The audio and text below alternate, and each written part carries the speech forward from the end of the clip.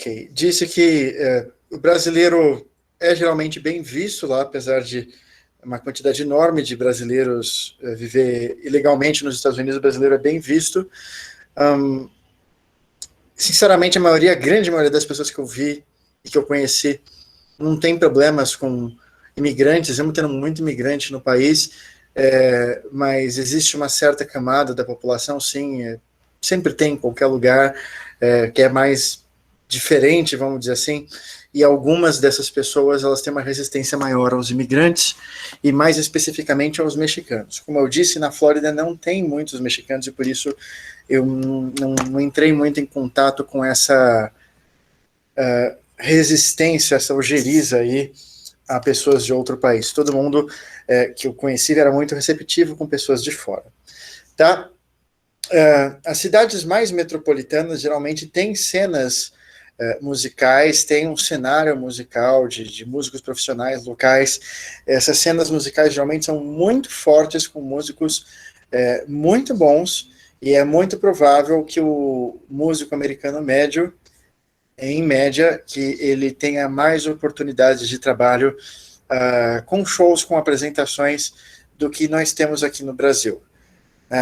Isso eu tenho visto bastante. Tem uma demanda por música ao vivo muito grande.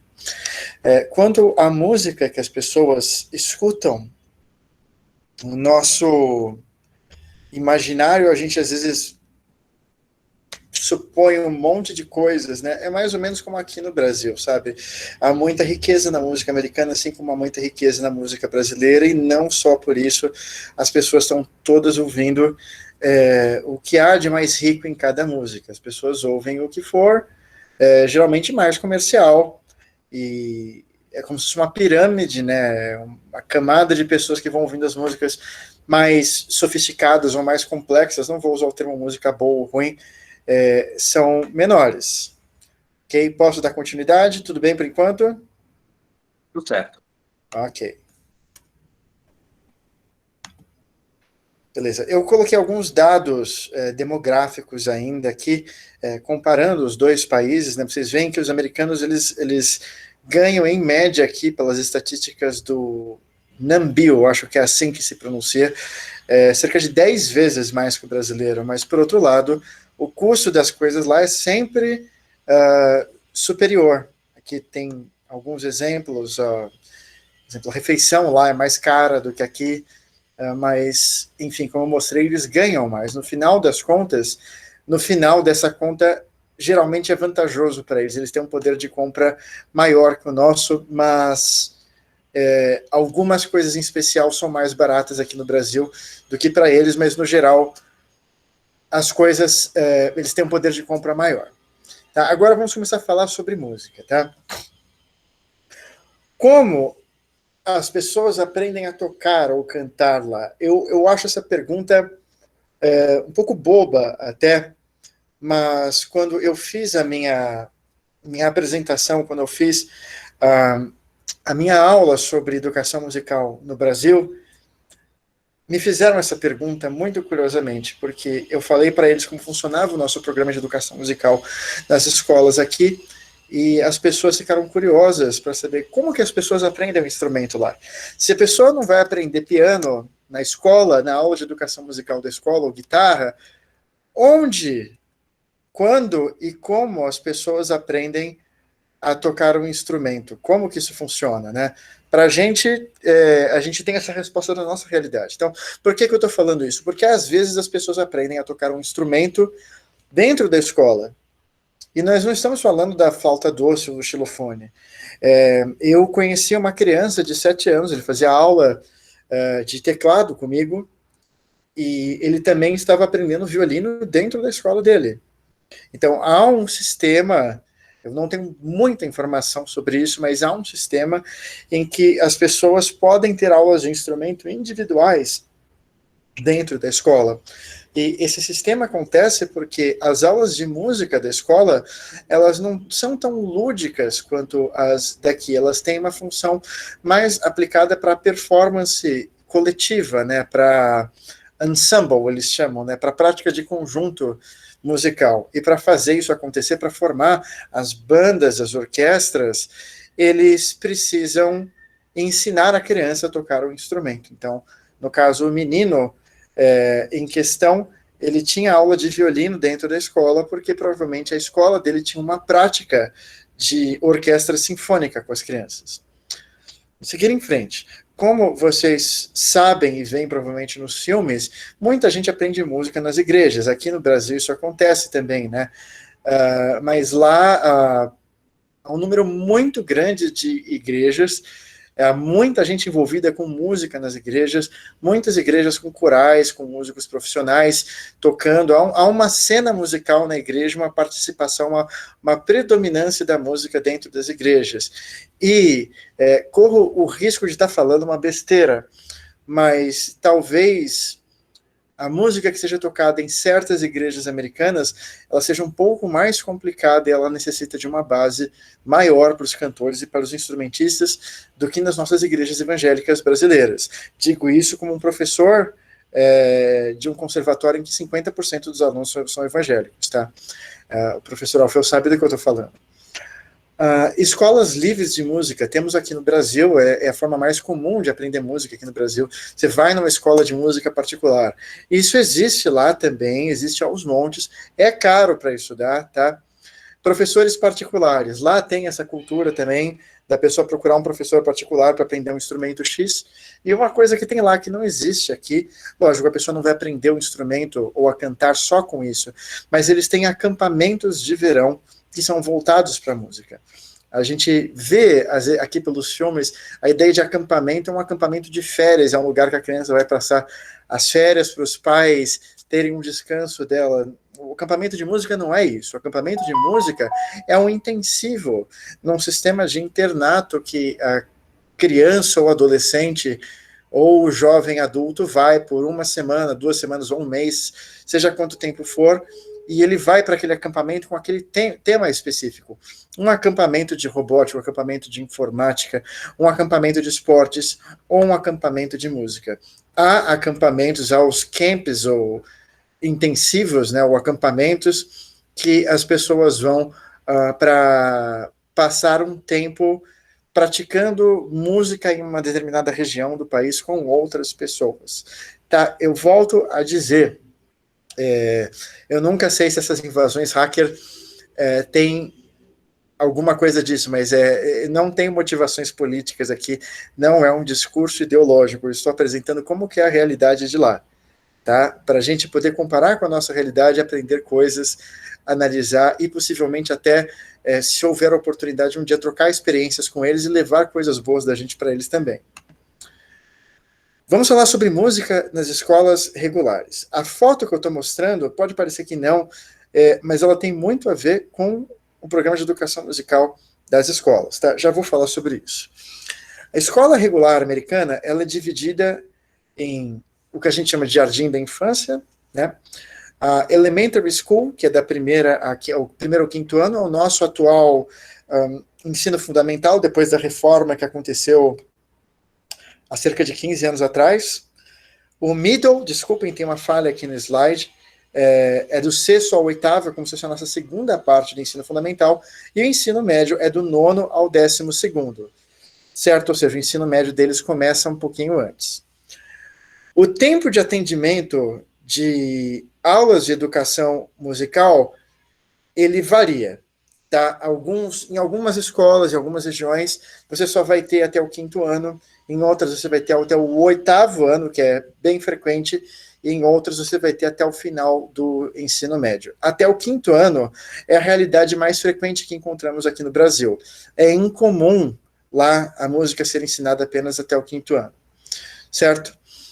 Conforme você vai avançando mais, a disciplina de música vai ficando cada vez mais eletiva, ou seja, chega a um momento em que é obrigatório e há um momento que você vai escolher atividades extracurriculares e você pode escolher a música, assim como você pode escolher outras coisas.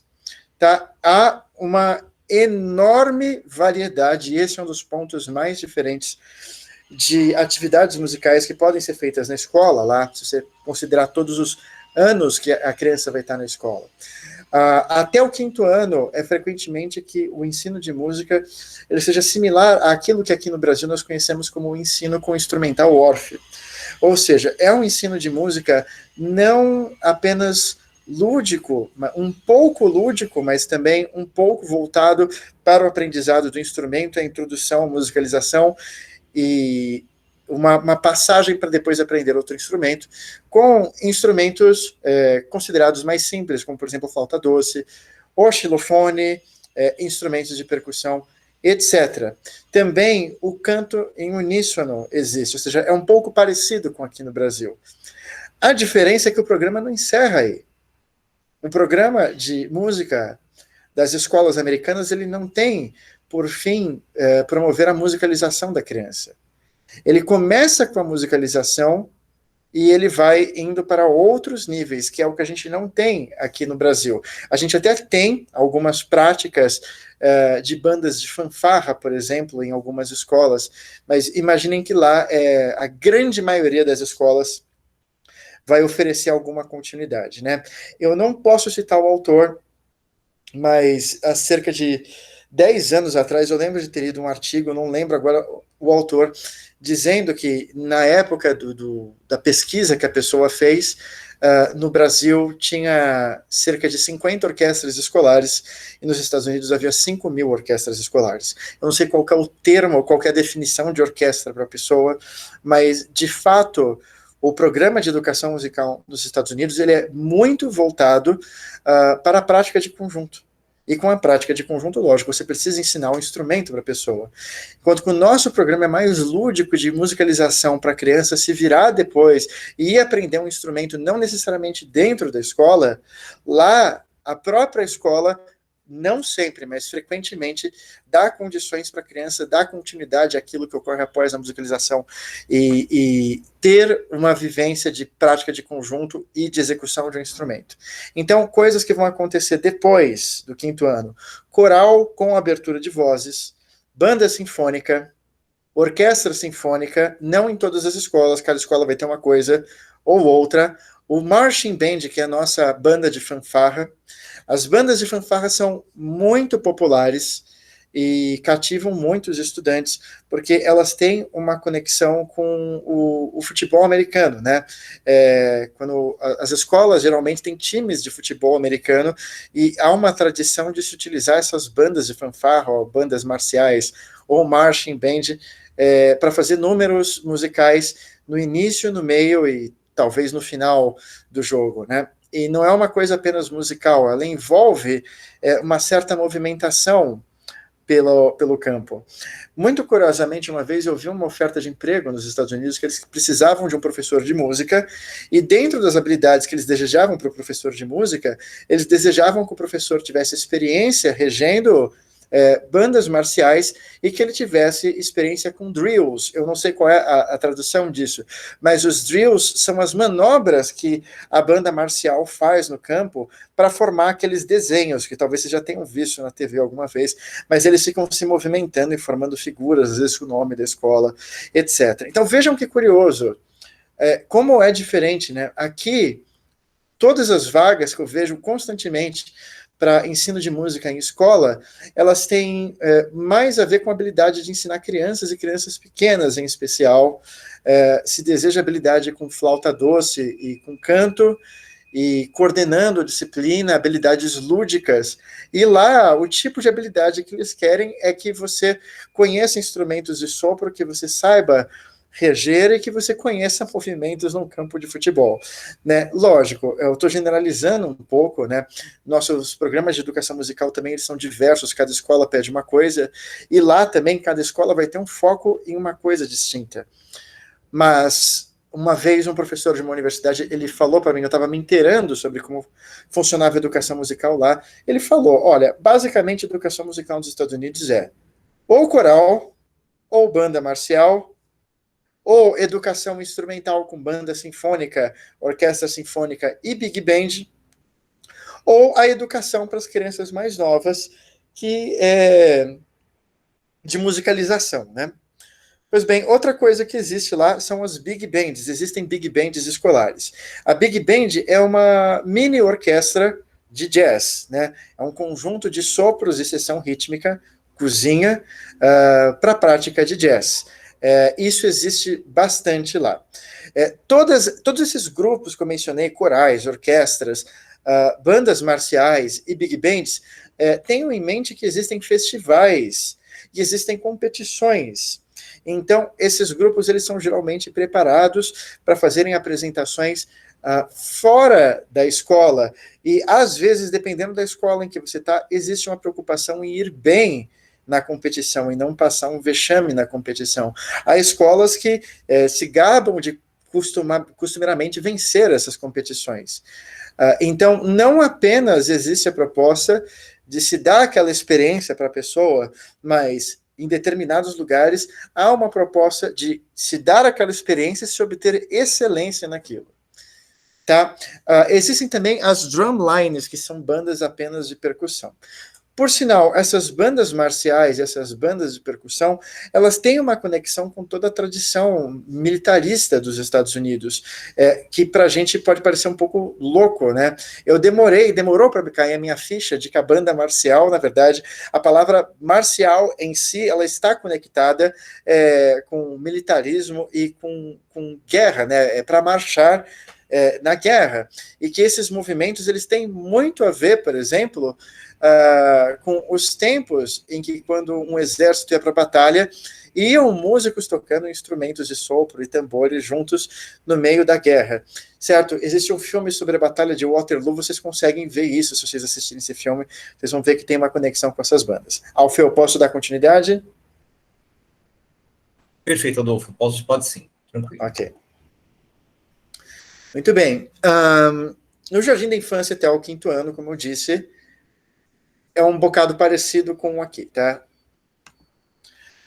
Depois, quando as crianças avançam um pouco mais e ficam um pouco mais velhas, em algumas escolas já antes do 5º ano, começa a ter uma introdução de outros instrumentos para que as crianças façam práticas de conjunto com esses outros instrumentos. O filme Soul, da Disney, ele mostra isso, inclusive. Ele é um professor de Big Band e as crianças estão fazendo a prática de conjunto delas na escola. Aquele aluno que eu comentei que estava aprendendo teclado comigo, mas aprendia violino na escola, era uma criança de 7 anos aprendendo violino na escola. Então, isso é uma questão que me chama muito a atenção, é o principal ponto dessa minha apresentação, que a nossa educação musical no Brasil, o fim dela é a musicalização. E na educação musical americana, a musicalização existe, mas o fim não é a musicalização. O propósito da educação musical é apresentar a musicalização primeiro para depois fazer outras coisas. Essas outras coisas estão inseridas no que eles consideram que é educação musical dentro da escola. Ou seja, a própria vivência de ser um músico e tocar um instrumento musical desejado, né, um grupo inteiro, fazer uma prática de conjunto, ouvir uma execução não em uníssono, ter uma experiência real de ser um músico, certo? Aqui, um exemplo de Big Band de escola de ensino médio. Vocês veem as crianças, os adolescentes tocando saxofone, trombone. Curiosamente, isso daqui parece que no lugar do trombone baixo ela está com uma tuba, trompetes, bateria e a seção rítmica ao lado não está aparecendo aqui. Para ensino médio, como eu disse, canto coral com aberturas, enfim, é uma coisa mais séria, mas por ser mais sério também, isso é uma experiência eletiva, as pessoas não são obrigadas a fazer.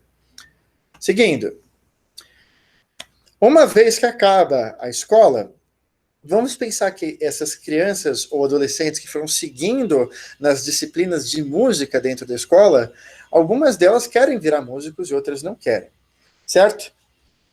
Antes de começar a comentar sobre o que eu vou falar aqui, um ponto curioso, quando eu estive na Arizona State University, conversando com alguns outros alunos, foi que alguns alunos do programa de jazz, eles estavam se queixando que eles não tiveram aulas de jazz no ensino médio. Eles falavam, poxa, a gente só teve aula de banda sinfônica, de coral, de banda marcial, e não tivemos aula de jazz. Eu falei, interessante você dizer isso, porque no Brasil, se você fosse fazer ensino médio no Brasil, você não teria nenhuma aula de música. Você não estaria reclamando que você não teve jazz, estaria reclamando que você não teve aula de música. Então, acho interessante as nossas realidades. Eu vi muito o pessoal se queixando que achavam que os programas não eram suficientes, que eles não davam oportunidades suficientes, que eles não tinham contato com os instrumentos suficientes ou com gêneros musicais suficientes, e na verdade eles já têm mais oportunidades do que a gente tem aqui quando chega nessa fase da prática de conjunto. Mas, por outro lado, eu vejo também que a coisa lá é mais séria, e que aqui parece que as crianças têm uma certa alegria, que há um certo clima de brincadeira na nossa aula de música, que ajuda a trazer felicidade para as crianças.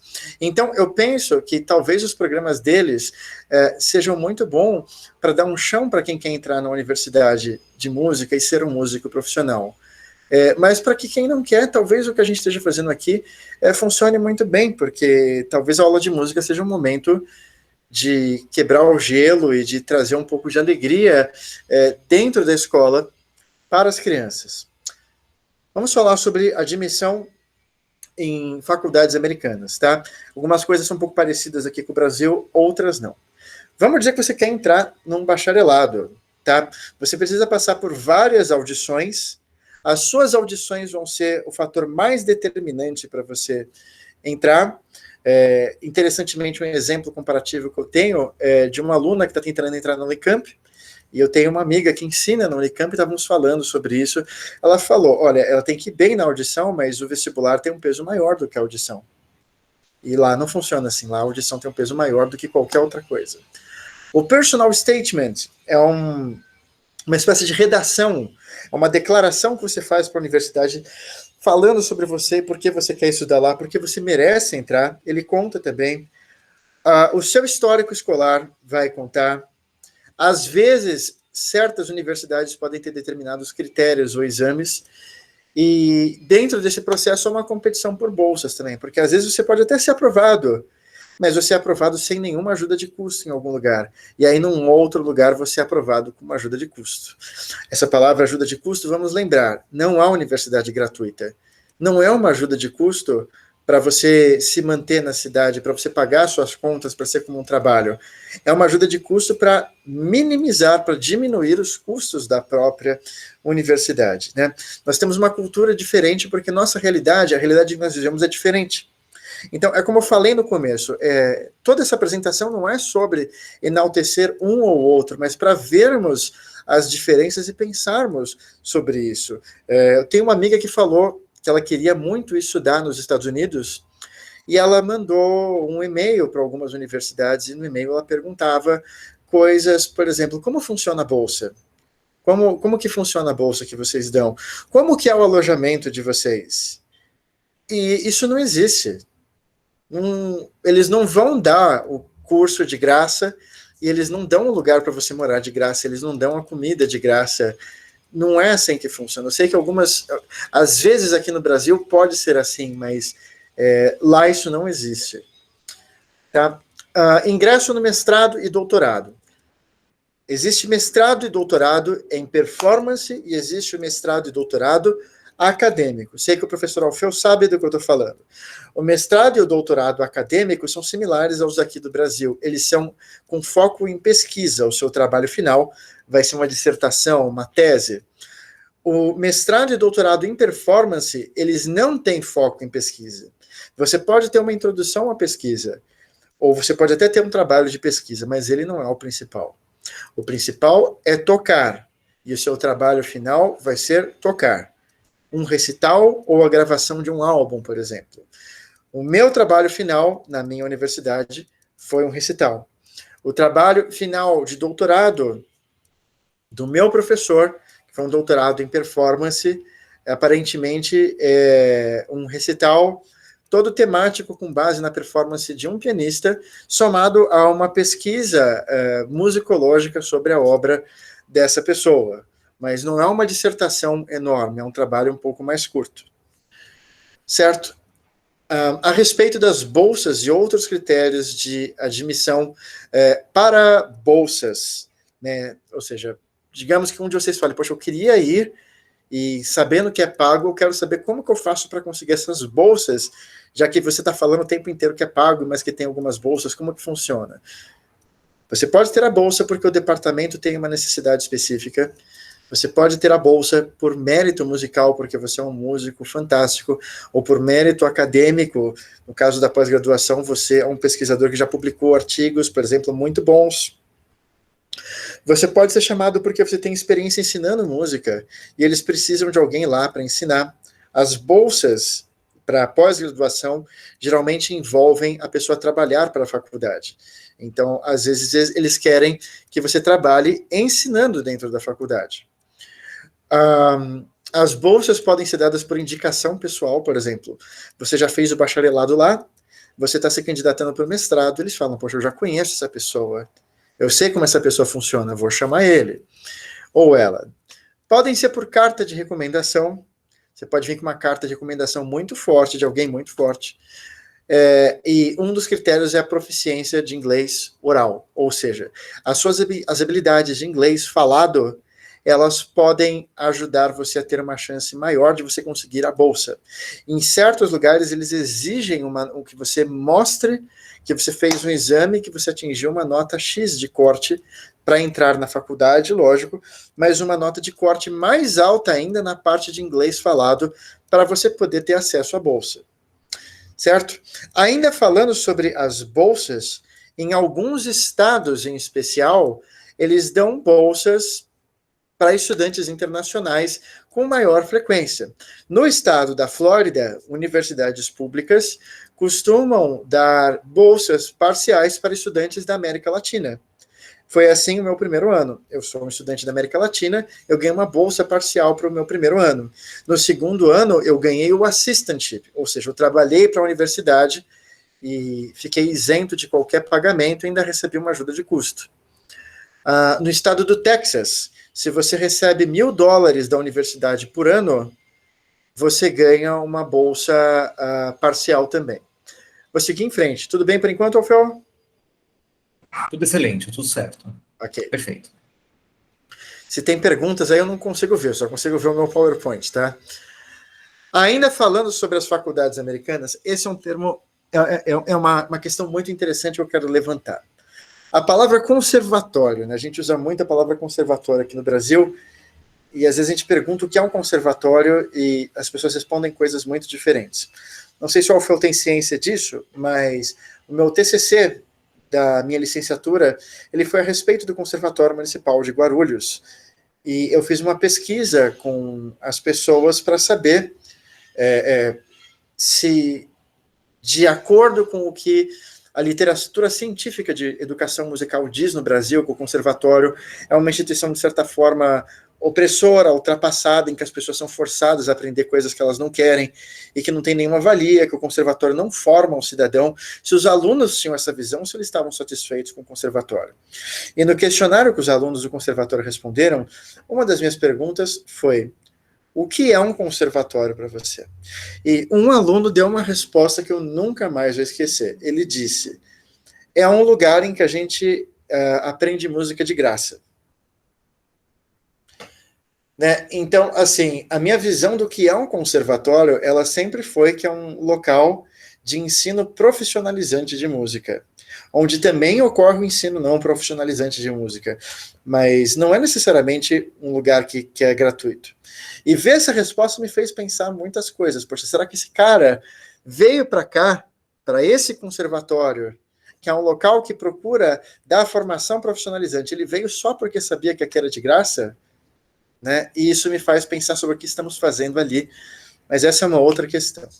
Conservatório no Brasil é um local em que você tem um ensino profissionalizante de música que te dá um diploma de nível técnico. Nos Estados Unidos não existe diploma de nível técnico. Então, o conservatório nos Estados Unidos, frequentemente, é um local em que você tem formação superior em música. Então, qual é a diferença do conservatório, de fazer a faculdade no conservatório, e fazer a faculdade numa universidade? Universidade é um local cujo foco principal é a pesquisa acadêmica. Então, você até pode ter a formação em performance, mas há um desejo que, em algum momento, aquela pessoa vai ter a experiência da pesquisa acadêmica. E esse momento provavelmente vai ser na pós-graduação, no mestrado e no doutorado. No conservatório, não. No conservatório, o foco é o ensino das artes, são geralmente faculdades que só tem o ensino das artes. No caso, eu botei a foto da Juilliard aqui. A Juilliard tem dança, teatro e música, voltado para a performance daquela arte, são artes performáticas, eles chamam, e mesmo que você vá para a pós-graduação, o foco provavelmente vai ser a performance. Eu não sei se a Juilliard, por exemplo, se ela tem mestrado em musicologia, mas o foco, o grande foco da instituição é a performance. E na universidade, não necessariamente é assim. E também são oferecidos vários outros cursos. Ok? Community colleges, não sei se alguém aqui já ouviu essa expressão. Os community colleges são faculdades mais baratas, de apenas 2 anos. Não significa que você vai acabar e você vai ter um diploma de nível superior em apenas 2 anos. Você de fato vai ter um diploma que eles chamam de Associate Degree, mas geralmente o americano faz 2 anos no community college porque é mais barato, e aí depois ele faz os 2 últimos anos em outro lugar, em outra faculdade. Então, por exemplo, quando tivemos as audições para o programa de jazz da University of South Florida, eu fui convidado para ajudar. Eu lembro que chegou um candidato lá, que esse candidato, ele tinha acabado de se formar num community college. Ele fez 2 anos no community college e ele estava se transferindo para a University of South Florida para completar, para terminar o curso dele lá. Essa situação lá é bastante comum. Conservatórios, já falamos. Faculdades vai ter todo tipo de curso. As universidades vão ter programas de graduação com mestrado e doutorado, geralmente com foco em pesquisa, mas às vezes tem foco em performance também. Já sabem que há os locais públicos e particulares e que os públicos também são pagos. Seguindo em frente. Tá? Os títulos que as pessoas podem obter nas faculdades americanas são o Associate Degree, que é como se fosse os 2 primeiros anos do curso superior, é o mais perto que a gente tem do nosso curso técnico, o bacharelado, o mestrado e o doutorado ou o PhD. Tá? O mestrado pode ser em performance musical, ou ele pode ser com foco em educação, ou em artes, ou ciência. Esses 3, eles entram na mesma área. Há um mestrado com foco em pesquisa acadêmica e não em performance. E no doutorado, o doutorado pode ser em performance, ou o doutorado pode ser em pesquisa acadêmica, que no caso é o PhD, que eu comecei a fazer. Eles usam o termo graduate degree para se referir a qualquer tipo de pós-graduação, seja mestrado ou doutorado, tá? Eles usam o termo majors para indicar qual é a sua especialização. Isso não tem segredo, nós temos no Brasil. Alguém está se formando em educação musical, outra pessoa está se formando em piano, outra pessoa está se formando em regência. Nós temos isso aqui. Mas uma coisa muito legal e curiosa que eu vi é que eles têm alguns cursos que nós não temos. Você pode fazer o seu bacharelado ou mestrado em jazz, em música comercial, que inclui produção musical. Você pode fazer em produção musical, você pode fazer em tecnologia musical, que é uma área que eu não sei porque quase não existe no Brasil, certo? A ciência aplicada à música. Em composição, você tem a opção de fazer erudita ou jazz. Aqui no Brasil, a gente tem parecido, alguns lugares tem composição para música popular. Você tem pós-graduações em pedagogia do piano. Acho que aqui no Brasil a gente tem também cursos de etnomusicologia. Então, enfim, tem alguns que a gente tem aqui, alguns que não. Uma grande carga dos cursos são baseadas em disciplinas eletivas. Então, lá na minha universidade, eu participei de práticas de conjunto, eu fazendo mestrado em performance de jazz, da mesma prática de conjunto que uma menina que estava fazendo bacharelado em educação musical. Nós fizemos a mesma prática de conjunto. Ela tem acesso à prática de conjunto e aos cursos voltados à área de performance no curso de educação musical dela. Não há uma grade fechada.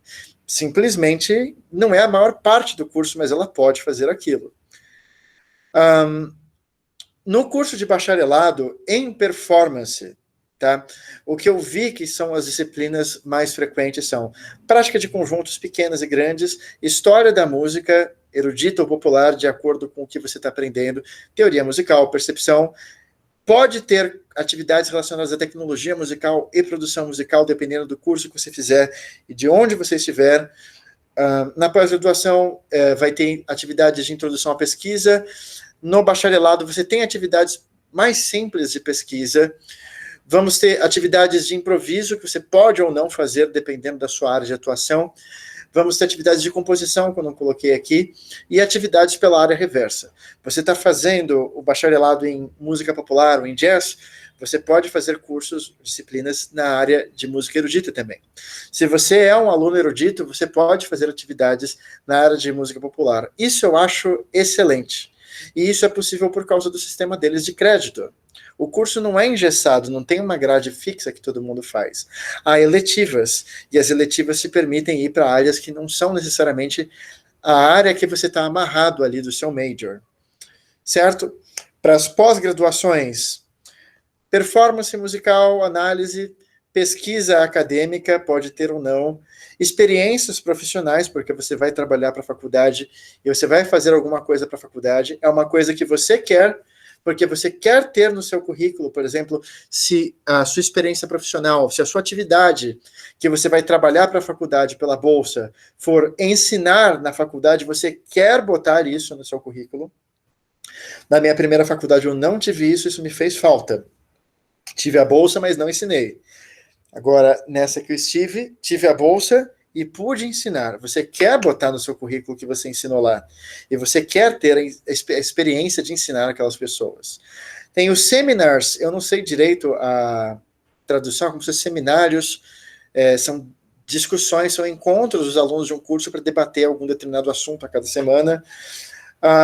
Em um nível mais avançado, há um desejo, uma expectativa de que você vá a conferências acadêmicas. Eu fiz algumas, participei de algumas depois que acabei o meu curso.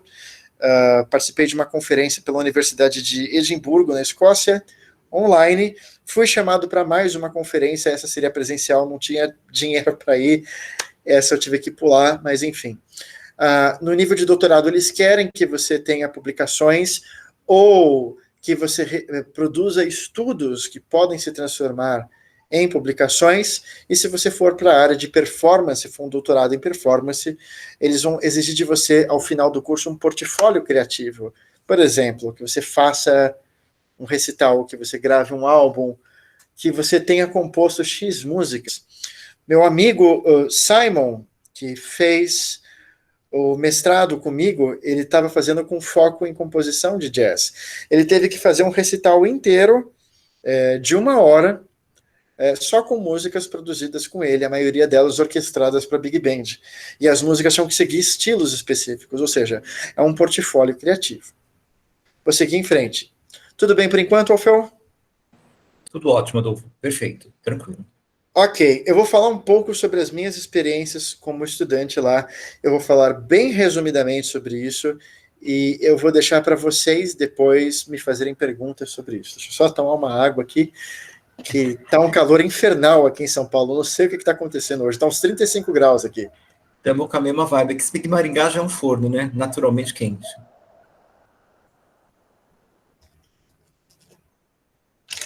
Desculpa fazer vocês me ouvirem tomar água, mas eu não tinha como botar o microfone agora, tá? Vamos lá, gente. Meu primeiro mês como estudante, como foi? Peguei meu voo de São Paulo para os Estados Unidos, cheguei lá no dia 13 de agosto de 2018, fiquei hospedado na casa de uma família de voluntários. Existe um programa de passar voluntários que querem passar uma noite com o estudante, que fazem só para ajudar. Eles me pegaram no aeroporto, me levaram para a casa deles, um dos voluntários era um professor da universidade, inclusive. No dia seguinte, fui para o meu apartamento alugado, que eu tive que pagar, que não foi a faculdade que pagava, tá? E foi instruído que havia várias atividades obrigatórias que eram de orientação. Algumas delas para estudantes internacionais, especificamente. Então, fui fazer essas atividades de orientação para estudantes internacionais. Eles explicam como que vai ser as coisas, não tem muito segredo, tem credenciamento de documentos. Você tem que chegar lá umas 2 semanas, 3 semanas, algumas vezes as pessoas chegam um mês antes. E, lógico, você paga o aluguel enquanto isso, e ia ter audições para as práticas de conjunto. E eu usei esse tempo para praticar para essas audições, não tinha aula ainda, né? Uma coisa que me chamou a atenção foi a enorme quantidade, na época que eu vi, de pianos de cauda Steinway, espalhados pela faculdade inteira, só para os alunos estudarem, né? Eu lembro de ter achado uma sala que estava com... tinha 3 pianos dentro da sala, 2 pianos de Steinway, um do lado do outro, e um piano Boston atrás ali. E eu fiquei estudando maravilhado, porque eu falei, nossa, poucas vezes na minha vida eu consegui tocar no Steinway, né? E eu tô aqui usando Steinway para treinar, né? E aí chegou um cara do programa de mestrado que era meu amigo, né? Online, a gente se conhecia online, falou, poxa, que prazer em te conhecer, tal, não sei o quê. Eu falei, olha só o que eu encontrei. Essa sala aqui tem esse piano maravilhoso. Aí ele falou para mim, poxa, esse não é um dos melhores pianos, eu não gosto muito desse piano, esse piano não é muito bom. Eu falei, mas como? Olha, ele tá ótimo. Ele falava, não, ele tá um pouco desafinado, olha, ele me mostrava a oitava, e eu percebi, assim, muito sutilmente a desafinação. Eu falei, mas é quase nada. Eu falei, não, mas, poxa, tá desafinado, não é bom para você treinar, né? E aí eu comecei a perceber que os parâmetros das pessoas, eles eram muito diferentes, né? Comecei a perceber que os parâmetros das pessoas eram diferentes também quando tinha que pagar alguma coisa. Que às vezes falavam, olha, vocês vão ter que comprar tal livro. Eu olhava lá, o livro $30. Aí as pessoas, que barato, $30. Eu falei, nossa, meu Deus, $30, de onde eu vou tirar isso? Comprava tudo original, fiz questão de ter tudo original, né? E uma coisa curiosa é que conforme os meses vão passando, você acaba entrando na deles. E aí você fala, tá bom, $30, né? Que barato. E você acaba esquecendo de fazer a conversão. Você faz a conversão, mas aquele valor ele não parece mais tão absurdo. Você se acostuma com o custo de vida alto deles, né? Bom, passei esse tempo praticando, teve as audições, toquei um pouco ali, fui classificado sempre nas práticas de conjunto mais baixas de todas. Eu falei, nossa, eu fui classificado nas práticas de conjunto mais baixas, né? E aí, quando eu fui fazer as práticas de conjunto, eu entendi por que eu fui classificado nas práticas de conjunto mais baixa, né? Peguei o Jazz Ensemble 2, que era a Big Band não principal da universidade, e aí o começo foi assim, ele deu 4 partituras para mim ali, né? Distribuiu para a banda, demorou uns 5 minutos para distribuir, eu fiquei tentando ler aquilo, e aí ele falou, ok, pessoal, tal música. Aí eu, o quê? Mas eu acabei de pegar a partitura. Aí ele falou, vamos lá, vamos tocar agora. 1, 2, 3, 4, e vai. Né? E eu não conseguia seguir. E eu tive que sentar e ficar praticando aquilo, né? Essa semana eu estou ajudando com a Big Band do Conservatório, eu passei pela mesma experiência, né? O professor Marcelo Mendonça, que é o regente, falou, Adolfo, você pode ler isso aqui para mim? E muito interessante, uma partitura do mesmo nível que daquele dia, eu li à primeira vista e eu não errei uma nota. Os acordes, durações, tudo absolutamente correto, né? Então, eu percebi que nesses 2 anos eu desenvolvi realmente habilidades que eu não tinha. E uma coisa que me chama a atenção é que a gente faz julgamentos de si próprio, né, da sua...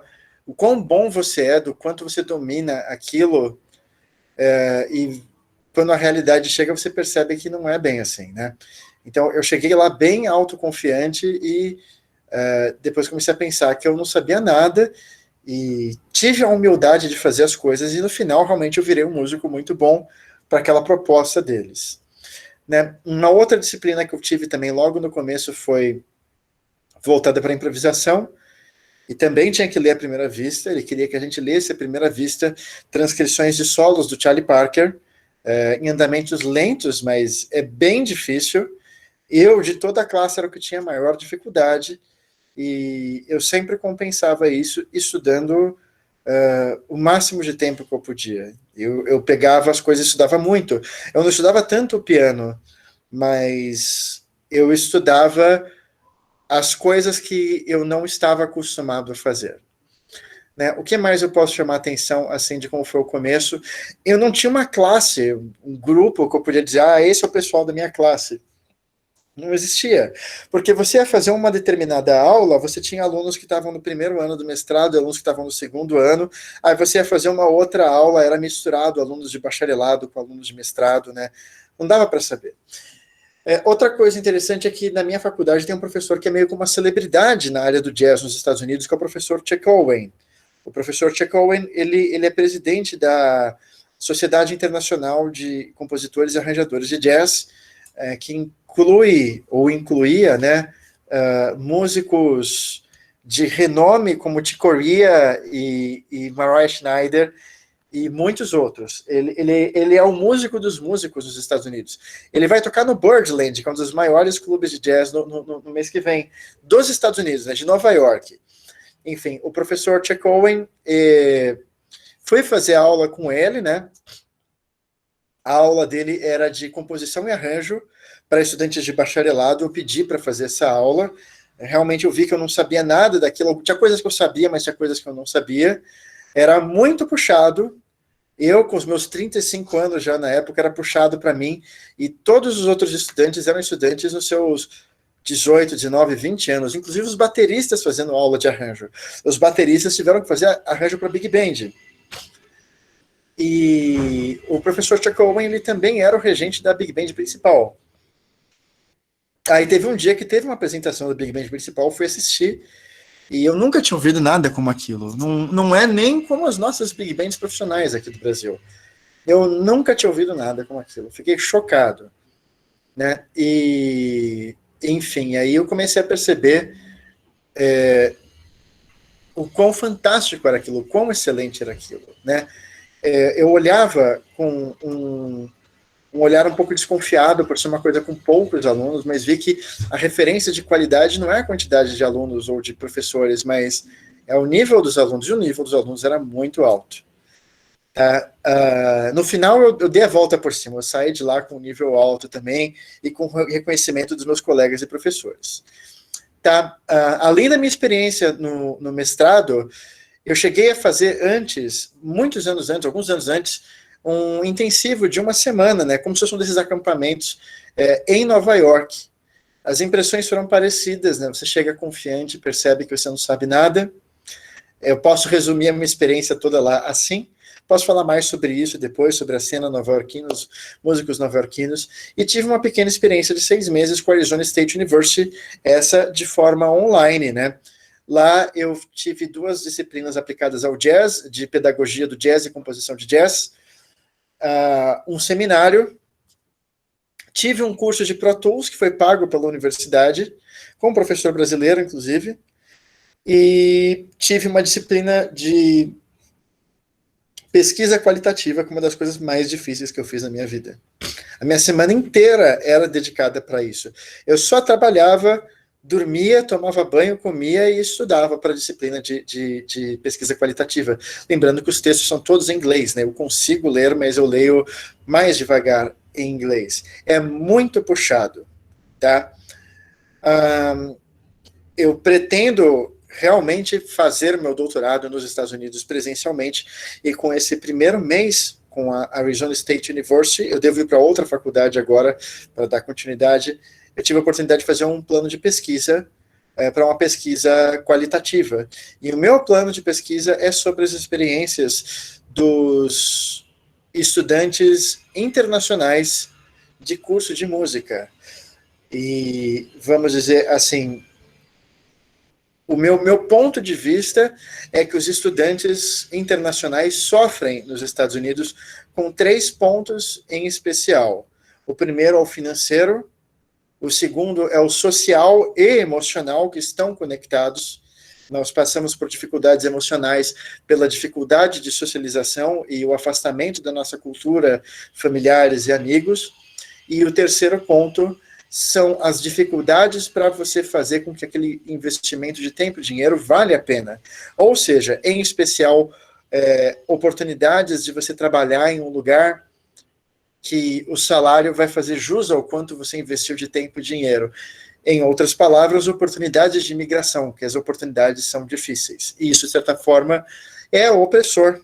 E eu quero discutir isso através de teoria crítica e teoria crítica da raça, certo? Vou seguir em frente. Alfeu, tudo bem por enquanto? Só estou vendo aqui quantos slides faltam. Vou ser bem breve agora. Ótimo, tudo a gente certo. abrir para perguntas, tá? Tranquilo. Okay. Tive algumas experiências ensinando lá. Eu ensinei na School of Rock. Eu sei que hoje todos vocês devem já ter ouvido falar dessa marca. Quando eu estava ensinando lá, isso não existia ainda aqui no Brasil, estava engatinhando. É uma franquia enorme. Não é uma boa escola, sendo sincero. É um produto, é uma marca. E quando nós transformamos educação musical em um produto, é sempre um problema. Podemos discutir isso depois, certo? Tive a oportunidade de dar masterclasses de música brasileira em faculdades americanas. Posso comentar sobre isso se vocês quiserem depois. Como estudante online de doutorado, fiquei 1 ano como teaching assistant, ou seja, assistente do professor, e tive a oportunidade de dar uma aula sobre educação musical no Brasil. Cheguei a fazer uma aula gravada também a respeito de como entrevistar pessoas. Eu tenho uma formação em jornalismo também. Tentamos fazer uma aula básica sobre recursos básicos de produção musical, mas os recursos falharam por causa do sistema online. A minha experiência falando sobre educação musical na Arizona State University foi muito interessante, e o que eu aprendi com essa experiência foi que toda a nossa visão sobre qualquer coisa, ela é contaminada com o quão limitada é a nossa experiência de vida, né? É como a caverna de Platão. O nosso conceito de alguma realidade sobre a qual a gente vai falar, vai traçar conceitos, teorias, explicações, especialmente juízos, ele é totalmente baseado apenas naquilo que a gente vivenciou. E isso é um grande problema, porque no caso da educação musical, do ensino de música em qualquer nível que seja, nós fazemos juízos, tecemos opiniões, ensinamos as pessoas baseados em parâmetros que são meramente nacionais, que são totalmente desvinculados com o que está acontecendo fora do nosso local em que nós tivemos a nossa vivência. Então, que de alguma forma, online ou presencial, é interessante a gente saber sobre os outros lugares. O que eu fiz foi, de uma forma online, falar sobre o que eu vi aqui no Brasil. E metade dos estudantes continuou com as suas mesmas opiniões sobre o sistema americano. Alguns críticos sobre a estrutura ou sobre a limitação de gêneros musicais que eles abordam, e outros se sentiram gratos pelo fato de, nos programas deles, eles terem a oportunidade de fazerem performance musical. Alguns estudantes também apontaram que acharam interessante que aqui no Brasil o currículo das escolas não seja tão engessado, que há uma oportunidade para fazer uma coisa num lugar e outra coisa em outro. E uma estudante em especial achou interessante o caráter lúdico da educação musical brasileira e disse que seria interessante que nos Estados Unidos também fosse assim, que as pessoas estivessem se divertindo fazendo aquilo.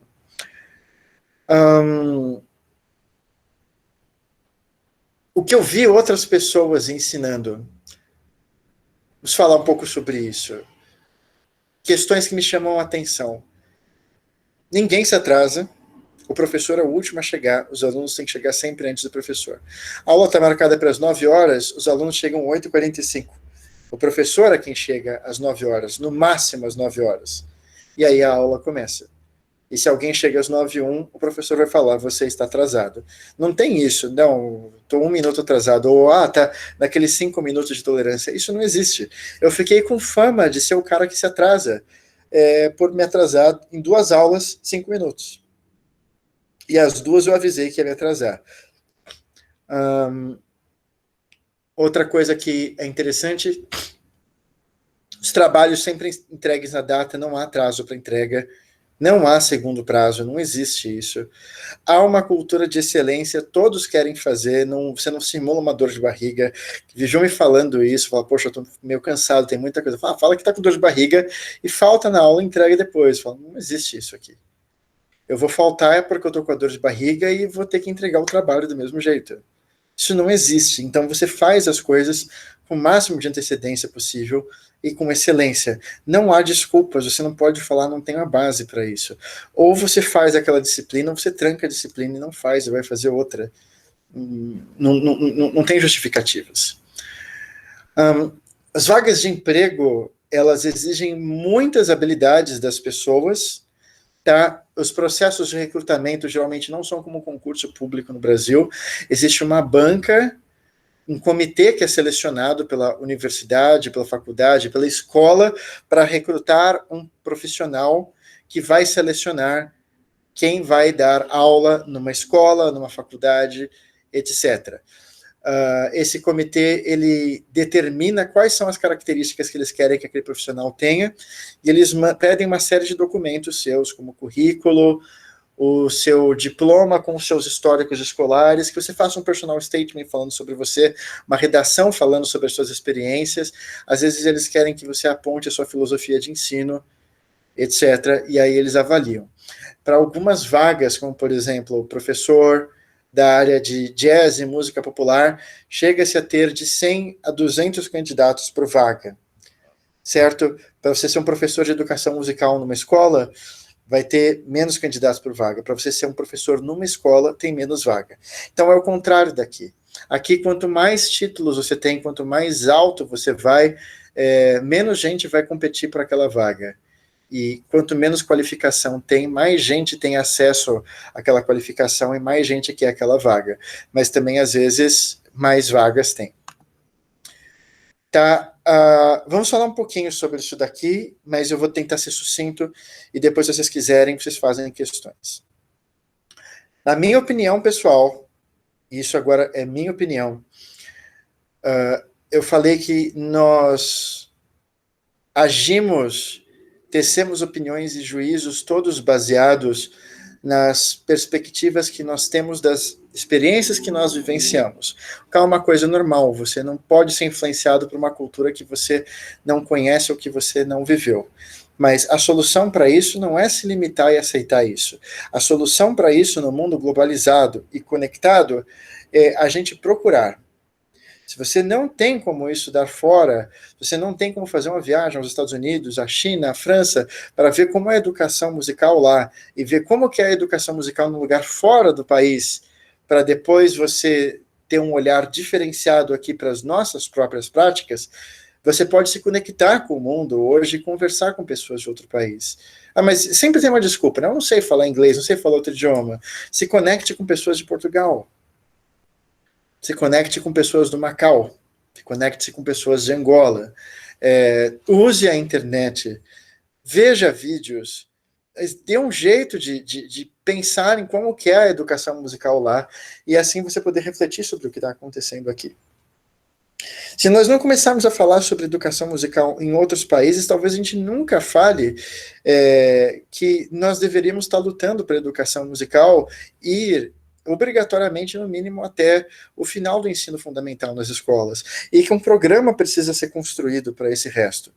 Não estaríamos, nós deveríamos estar discutindo que não faz sentido a gente fazer um programa de musicalização dentro das escolas, se depois da musicalização não existe nada.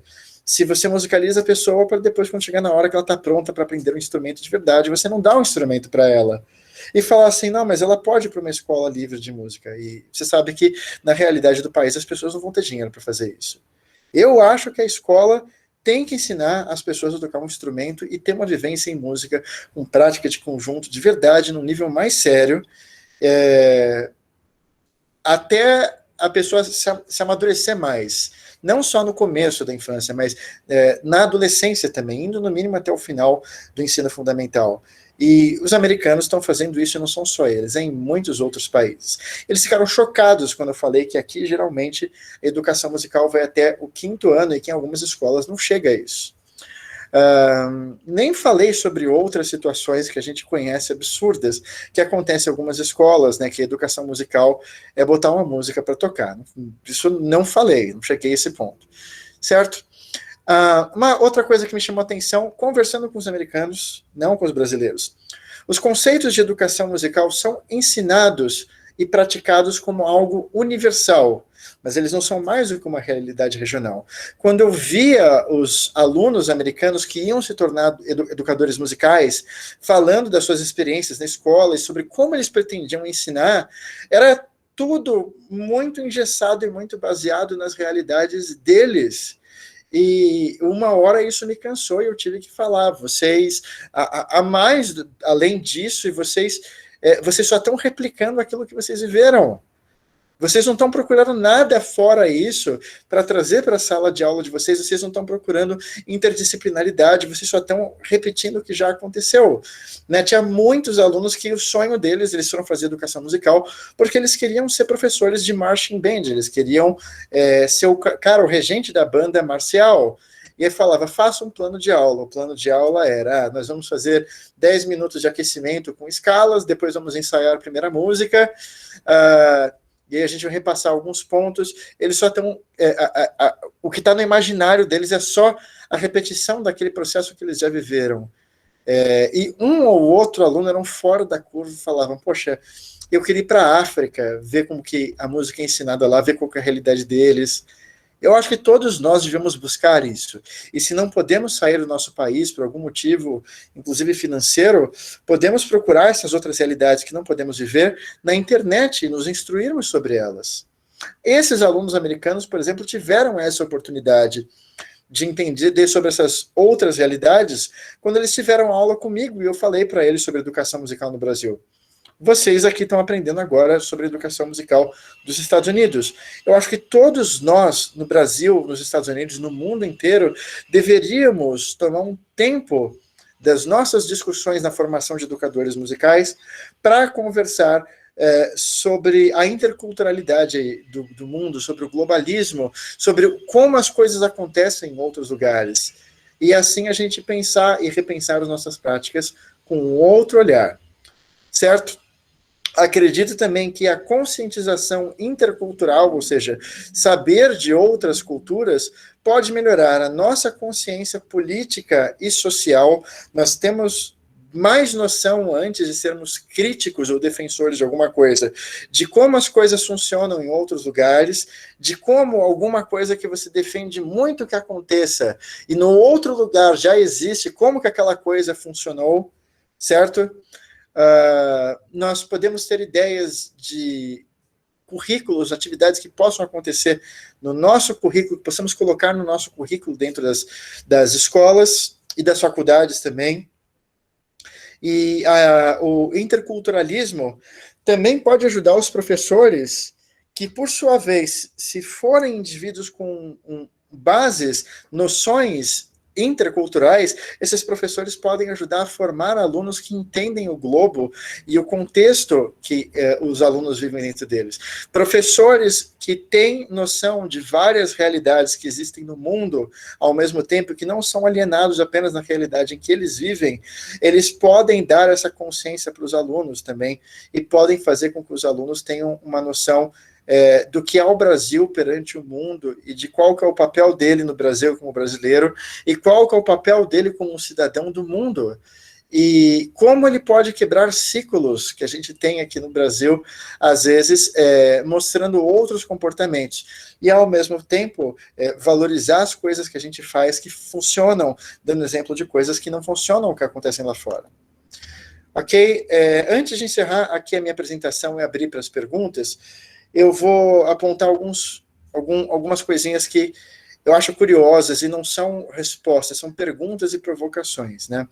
Essa questão de custo de vida, infraestrutura, salário e diferenças demográficas e diferenças culturais.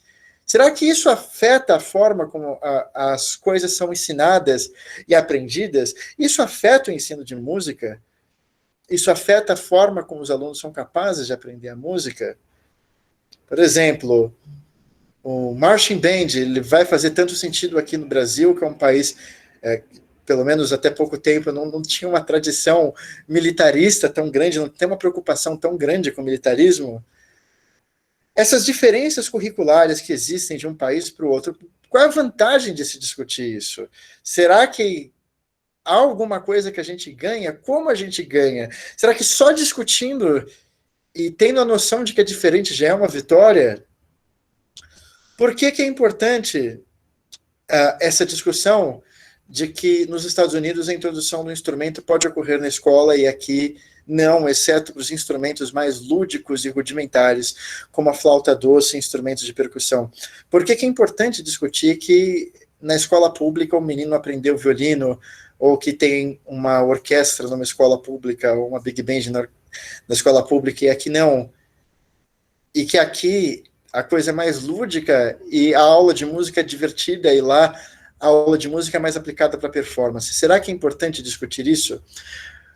Por que que é importante discutirmos o caminho para o cara que vai para a faculdade de música?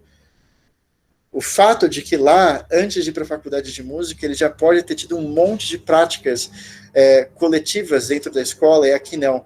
Será que isso faz com que o cara já chegue mais forte na faculdade de música? E ao final da faculdade de música, você forma um músico mais forte ainda? Será que, de certa forma, não tem até um certo, vejam só, um certo elitismo nisso aqui no Brasil, pelo fato de que aqui, para o cara chegar forte numa audição de escola de música, ele provavelmente vai ter que ter tido aula com professor particular. Por sinal, eu levantei essa questão com o pessoal de lá, e eles falaram aqui também assim, quem tem dinheiro procura um professor particular para fazer aulas. Mas vejam, eles pelo menos têm as coisas acontecendo na escola, né? Aqui não tem nada, no ensino médio definitivamente não tem nada de música. E por que que é importante discutirmos o aprendizado de música na faculdade? Vejam só, quando a gente pensa no termo educação musical, o termo educação musical é muito associado ao ensino de música na escola, para pessoas que não vão ser músicos, um ensino de música não profissionalizante, um ensino de música feito por alguém que é mais pedagogo do que músico, inclusive. Eu já vi faculdades admitindo educadores musicais sem querer saber se eles tocavam ou não, por exemplo. Não sei se em Maringá é assim ou não, mas aqui em São Paulo temos faculdades que fazem isso. Sem cobrar um mínimo de conhecimento de teoria musical, tipo, saber os nomes das notas sequer. E, por outro lado, às vezes o cara ganha uma vaga para ensinar na faculdade sem mostrar que ele sabe ensinar. Ele ganha vaga porque ele é um performer excelente, né? Um instrumentista excelente. Será que a gente não deveria estar discutindo o fato de que, na faculdade, o que acontece quando se ensina alguém no curso de educação musical ou no curso de performance, que isso também não deixa de ser educação musical? Pessoal, essa foi minha apresentação. Obrigado por ouvirem até agora. Feliz que não tivemos mais invasões hacker e que tudo funcionou bem até o final dessa vez. Bom, Adolfo, sim, primeiro, muito obrigado. Eu vou tentar sugerir alguma coisa que eu acho que vai ficar até mais humano, uma vez que a gente está tão distante, porque quando a gente está numa sala de aula, você consegue conversar com o professor. Então, é uma sugestão. Ao invés de vocês passarem as perguntas aqui na plataforma Eu Faço a Leitura para o Adolfo, como a gente está com um grupo pequeno e graças a Deus não aconteceu mais nada de ruim, quem gostaria de falar com ele que abrisse aí a câmera, a gente pode colocar uma mão aí, eu vou só organizando os nomes, e vocês conversam direto com o professor Adolfo, que eu acho que é mais gostoso, né? Fica uma comunicação mais direta. Vamos ver se funciona isso.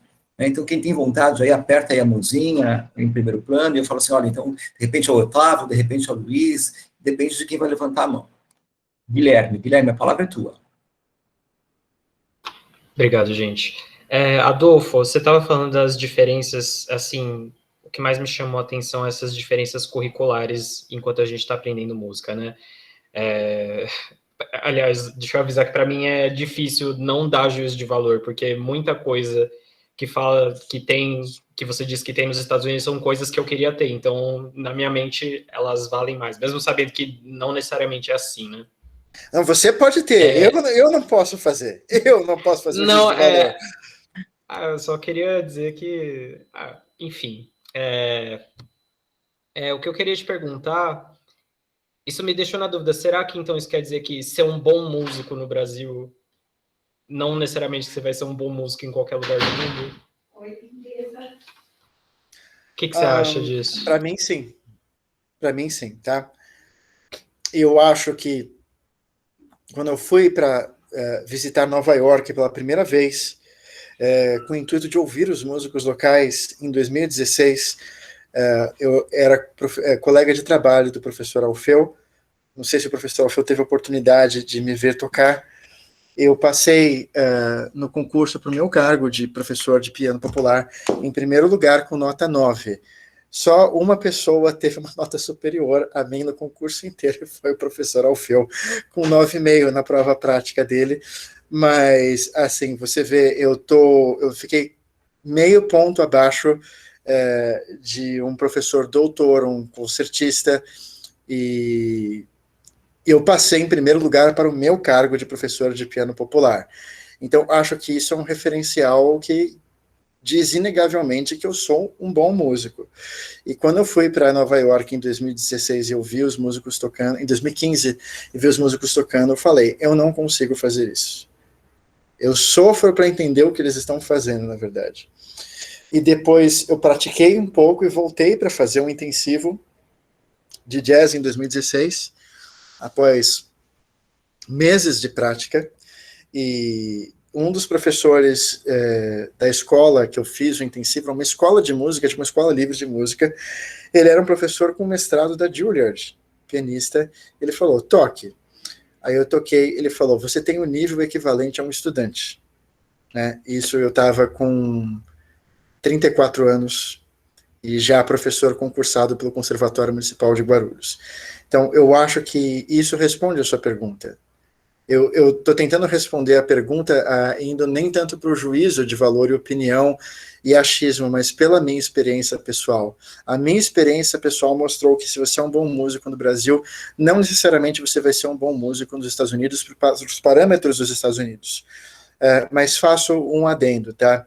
Eu acho que a nossa defasagem para a área de música erudita é menor do que a nossa defasagem para a área de música popular. Por questões complexas, pelas propostas do que são aprender música erudita e música popular. A música popular é muito subjetivo, o que é ser um bom músico e o que é saber os fundamentos. E os fundamentos que precisamos para tocar a nossa música brasileira não são necessariamente os mesmos fundamentos desejados para tocar a música americana.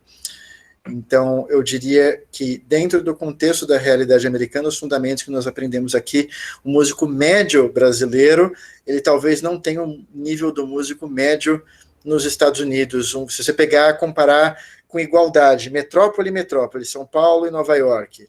Ou então, se você comparar cidades de tamanhos iguais, vamos falar Curitiba e Phoenix, ou Santos e Boston, se você fizer a comparação nesse nível e pegar um músico médio de cada cidade, o nível não é o mesmo. Se você for falar assim, não, mas nós temos o Yamandu Costa, e for comparar o Yamandu Costa com o músico local, é lógico que não vai dar certo. O Brasil tem uma música brilhante, músicos brilhantes, mas não dá para você ter parâmetros de comparação injustos e pegar o melhor nosso e o pior dele para fazer a comparação. Então, por ser uma comparação muito subjetiva, fiz questão de citar o meu exemplo. Professor Alfeu, como tivemos aquele problema no começo, algum problema se passarmos alguns minutos aqui com os alunos? Eu te agradeço, porque eu estou aqui tranquilo, depende da sua possibilidade de ficar conosco. Por enquanto, tudo bem. Maravilha.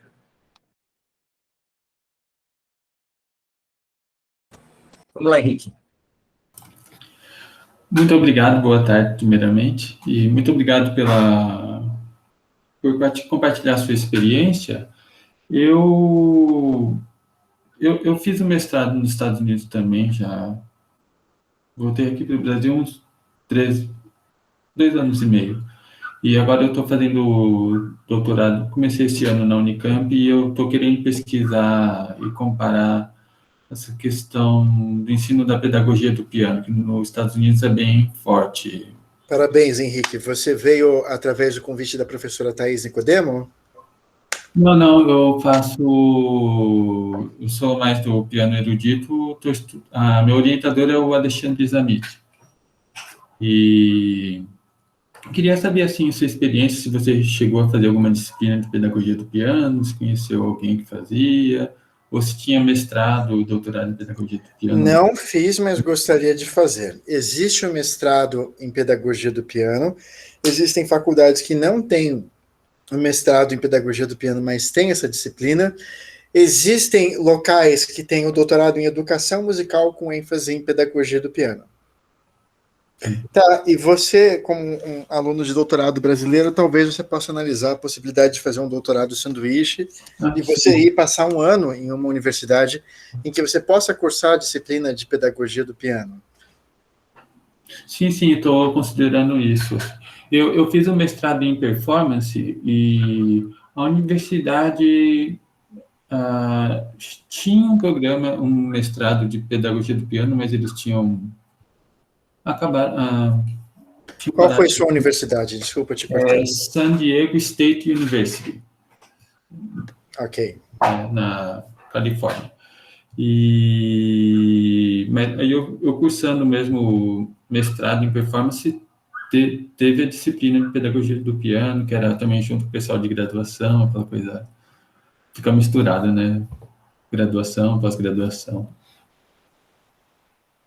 Perfeitamente. A recomendação que eu posso te dar, lembrando que estamos falando aqui meio que de igual para igual, é que talvez, estamos de igual para igual, mas assim, tem uma diferença. Talvez eu tenha uma experiência maior no que diz respeito a conhecimento de diversas universidades dos Estados Unidos, porque a pesquisa, quando eu fui escolher onde fui estudar, foi muito ampla. Eu comecei com uma lista de 50 universidades, eu mandei milhares de e-mails, e depois eu acabei indo conhecer muitas universidades também, acho que eu conheci umas 10 universidades diferentes. Eu diria que talvez seja uma boa você pesquisar uma universidade que tenha o doutorado em educação musical com ênfase na pedagogia do piano para você fazer o seu doutorado sanduíche, para você passar um tempo lá. E a pesquisa vai demorar. É uma pesquisa longa, porque são 50 estados. Para cada estado, você vai ter que ficar olhando no Google pelo nome do programa e a especialização. Tá? Eu posso dizer que uma que eu conheço, que eu sei que tem, acho que a University of Florida, na Flórida, eu acho que ela tem um doutorado com ênfase em pedagogia do piano, tá? E muitas vão ter mestrados em pedagogia do piano, mas poucas doutorado em educação musical com ênfase no ensino de piano. É uma coisa que eu precisaria pesquisar. Eu estou querendo saber aqui no Brasil primeiro, assim, que parece que nos Estados Unidos praticamente todos os cursos de música, performance, mesmo performance oferecem a disciplina de pedagogia do piano. Não sei se a afirmação são todos, mas eu sei que é uma recomendação do... Eu não diria todos. Nem todo lugar vai ter essa disciplina. Eu sei que é uma recomendação da NESM, que eles chamam, não sei como chama, é a organização que... A NESM. Isso. Que meio que organiza, aprova os currículos de música, né, os cursos. Sim, eu acredito que nem toda faculdade tenha o curso de pedagogia do piano, inclusive algumas devem ter um curso de pedagogia do piano para nível de bacharelado, que provavelmente não é o que você quer. Você quer, no mínimo, no nível de mestrado e doutorado. A propósito, muito frequentemente, mesmo quando você vai fazer o doutorado, o nível da disciplina que você vai fazer para o mestrado e para o doutorado é o mesmo. O diferencial do mestrado, do doutorado é a dissertação. E sim, às vezes há disciplinas específicas para o doutorado. Então, estou falando isso só para te alertar e lembrar que, às vezes, essa disciplina de pedagogia do piano, ainda que exista um doutorado específico em educação musical com ênfase em pedagogia do piano, que essa disciplina, às vezes, pode ser não mais do que uma disciplina de nível de mestrado e ser igual ao que você já viu, né? Não entendi se você teve ou não a disciplina, mas, enfim, pode ser a mesma coisa. E digo mais ainda, às vezes você faz um esforço sobre-humano para ir lá fazer a disciplina e não é tudo isso. E, às vezes, em algum lugar é fantástico, em outro lugar é fraco. Não dá para saber. Eu cheguei à conclusão que, às vezes, mais importante do que você querer escolher ir para um lugar, porque aquele lugar vai oferecer uma disciplina especial, que você vai pelo nível de ensino do lugar. Ou seja, você vai pelo nível dos professores e pelo nível dos alunos. E chegando lá, você aceita o que eles tiverem para te dar. E o que eles não tiverem, porque sempre vai ter alguma coisa que você vai querer que eles não vão te dar, você se vira depois para conseguir. É uma lição de vida isso, com certeza vai ser assim. Você pode acabar indo para um lugar X, porque vai ter essa disciplina, e é uma faculdade bem mais fraca do que uma outra que você tinha oportunidade de ir, que não tinha essa disciplina. Pense bem nisso. Talvez você queira ir para um lugar por algum outro motivo que não seja apenas a presença ou não de uma disciplina X, pois se essa pequena disciplina te decepcionar, já era. Agora, você ir para um lugar, você sabe que o professor é forte, que os alunos são fortes, é uma coisa garantida. Alguma coisa vai acontecer lá. Às vezes você acaba aprendendo alguma coisa que você nem estava pensando em aprender, e isso acaba fazendo toda a diferença para você. Sim, sim. Eu estou pensando assim, estou no estágio inicial ainda, mas que provavelmente meu objetivo vai ser comparar, tipo, alguma disciplina de graduação em pedagogia do piano no Brasil com alguma disciplina nos Estados Unidos. Mas com certeza as universidades que têm mestrado, doutorado em pedagogia do piano vão acabar muito provavelmente tendo alguma disciplina nesse sentido na graduação, né? Eu posso te dizer de antemão que alguns programas de doutorado eles não gostam muito da ideia de que os trabalhos a serem desenvolvidos pelos alunos sejam baseados em métodos ou metodologias e tentar descobrir qual é a melhor metodologia. Eles gostam de transcender essa questão de metodologia, e isso acaba até estreitando as possibilidades do que pode ser abordado, né? Os cursos de educação musical, por exemplo, eles têm em alguns estados, um desejo de ter alunos que discutam questões relacionadas à justiça social aplicada ao ensino da música, né? Muito curiosamente, na Arizona State University,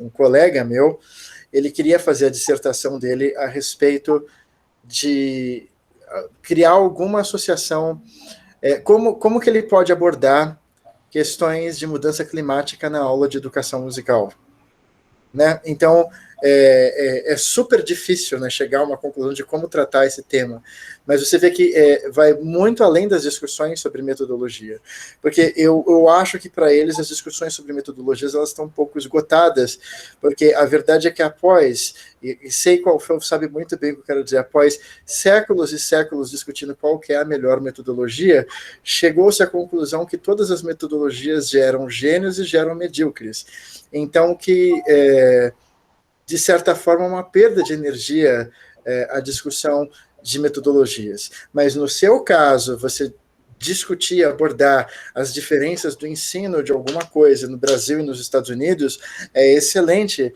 e é algo muito relacionado com a educação musical.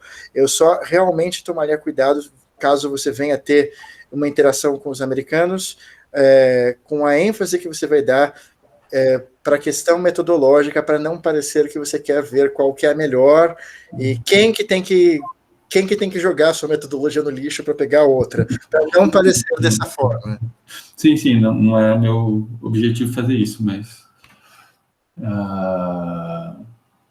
minha ideia é mais ter uma visão mais geral, assim, do que é feito nos Estados Unidos, do que é feito no Brasil, e ver como Perfeitamente. Informação de... Eu vou deixar o meu contato aqui, e aí, se você quiser, depois a gente conversa mais sobre esse tema. Não. E o mesmo para todos, tá? Eu não estou encerrando agora, mas vou ficar mais um pouquinho aqui, mas só para a gente poder dar continuidade à questão, caso você tenha interesse, tá bom?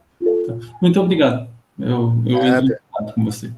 Então, eu vou prosseguir aqui com a Laiane, que levantou a mão. A palavra é dela, então. Boa tarde a todos. Boa tarde, professora Fê, professora Adolfo. Eu vim pelo convite que eu recebi no grupo de música. Eu sou aluna de licenciatura em Educação Musical aqui da UEM. Só que hoje entrei como coordenadora de diploma. Em primeiro lugar, eu fiz pedagogia, fiz mestrado em educação. E no meu mestrado eu trabalhei sobre questões da educação na música e envolvendo questões de gênero. E aí, por eu estar atuando como professora de música dentro da Prefeitura de Maringá, eu senti essa necessidade de buscar mais conhecimento.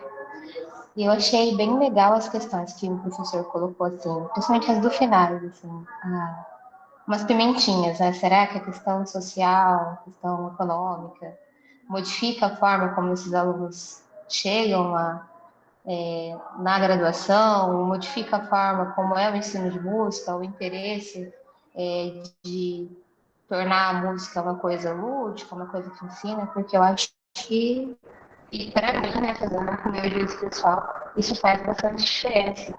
Eu me lembro que quando eu fiz o mestrado, uma das minhas questões, né, só para contextualizar bem rapidamente, eu fiz o meu mestrado com um grupo de educação musical que atendia publicamente, chama-se Som da Banda, e eu trabalhei com adolescentes. Eu queria saber se eles consideravam que determinados instrumentos ou estilos eram para meninos ou meninas. E eu lembro que essa questão social foi uma das questões que eu fiz um questionamento e apareceu bastante, né, do quanto que para eles era difícil estar ali, para eles era algo custoso, muitos às vezes não poderiam comparecer às aulas porque não tinha condição, não tinha quem trazia, então tudo isso, na hora que o professor colocou a pergunta, me veio assim, na cabeça.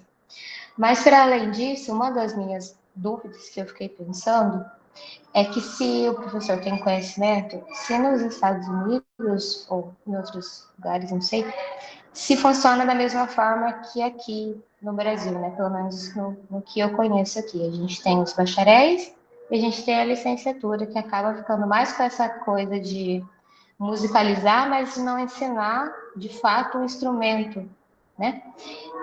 Como que é lá fora?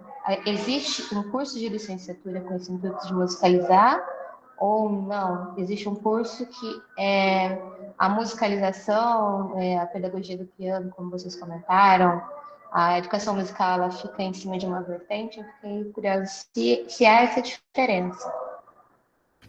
Tá, foram muitas questões abordadas em pouco tempo, eu vou focar mais na última questão, apesar dos primeiros comentários que você fez serem muito interessantes, eu gostei muito do que você falou, tá? De fato, assim, fica difícil a gente se concentrar em obter padrões de excelência nas coisas quando a gente tem dificuldade para conseguir sobreviver, né? E é o caso também da cena profissional do Brasil. Como que você quer que o cara fique sentado na cadeira treinando 2, 3 horas por dia para ter as escalas ali na ponta do dedo, se ele está recebendo R$20 por hora para dar uma aula numa escola de música e ele não sabe se ele vai ter o aluno no dia seguinte, né? E na pandemia não tem show ainda por cima, né? Talvez não fosse assim se as vacinas tivessem atrasado, mas aí a gente entra em outras questões que eu não quero entrar. Eu vou discutir a sua questão. Não existe o termo licenciatura lá, para começar. É apenas o bacharelado, tá? Não existe o bacharelado em educação musical e existe o bacharelado em música. O curso que você vai fazer para se tornar um educador musical é o bacharelado em educação musical. O que a escola precisa que o educador musical saiba fazer? Bom, a escola pode oferecer a educação K-5, que é a musicalização até o 5º ano, ela pode oferecer canto coral, ela pode oferecer práticas com instrumentos sinfônicos, ela definitivamente vai oferecer o marching band, as bandas marciais, e ela pode oferecer big bands de jazz. Então, o que um educador musical tem que fazer? Tudo isso, e ainda saber ensinar para as crianças como tocar esses instrumentos, ou saber o básico desses instrumentos. É possível um ser humano conseguir fazer tudo isso e ser um especialista em tudo isso, e se formar um especialista em tudo isso em 4 anos? Eu acredito que seja impossível. Então, o que acontece como os cursos lá funcionam por eletivas, os alunos eles fazem escolhas a partir de determinado momento do que eles querem fazer mais e o que eles querem fazer menos. Então, eles vão ter uma noção superficial de como funciona tudo isso, mas eles vão caminhar mais para algumas especialidades distintas e não outras. E aí eles vão se candidatar para escolas cujos programas de música e os desejos da escola estejam associados com aquelas habilidades que eles detêm. Então, se formar em educação musical lá, não é só saber musicalização infantil. E ser um educador musical lá não é só saber musicalização infantil. E ensinar música em escola lá não é só fazer musicalização infantil.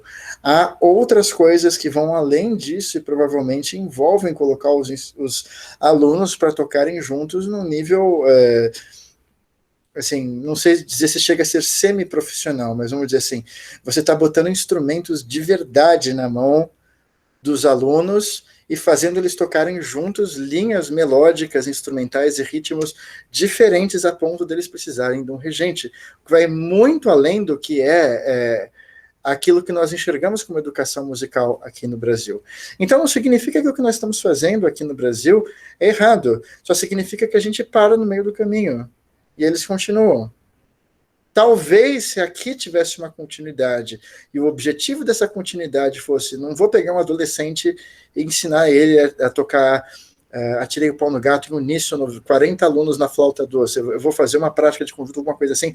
Se você tivesse objetivos mais ambiciosos e uma continuidade, nós até reveríamos um pouco a nossa musicalização para que ela servisse também de um caminho para levar a isso. O grande problema para mim da educação musical no Brasil é o fato de que ela não tem finalidade, ela não tem fim.